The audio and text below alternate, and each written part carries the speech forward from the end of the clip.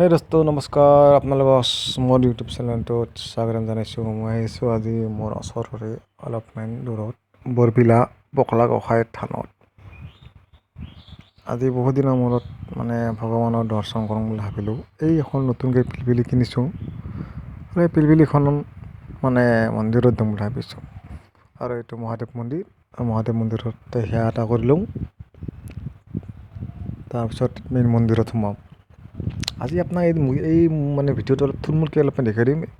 দিনা বিৰাট ডাঙৰ সভা হয়তো, সভাৰ দিনা ভালকৈ দেখাই দিম। এই যে আপোনাৰ মন্দিৰৰ পিছফাল আগফালটো এইটো আপোনাৰ গেট, আৰু এইডাল আছে আপোনাৰ গাছ।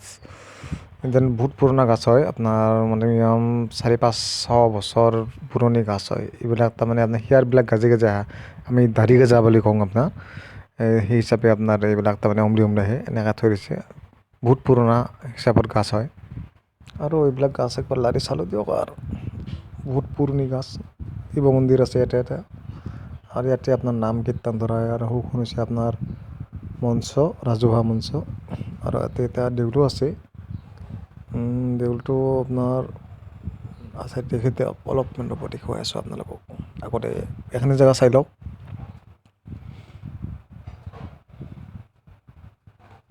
এইটো হৈছে মেইন মন্দিৰ। এই মন্দিৰৰ ভিতৰতে গোঁসাই আছে, কোনো গোঁসাই তাত আপোনাৰ কেমেৰা এলাও নাই, সেইখিনি এৰেবেৰাই চাই লওক।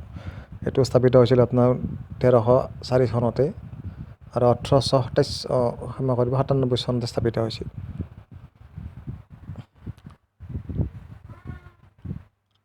আৰু এই চাৰিওফালে আপোনাৰ মেইন ৰাস্তাতে হয় এইটো।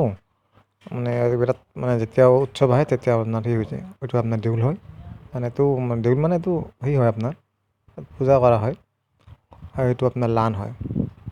আৰু এইখিনি আজিৰ ভিডিঅ'টো।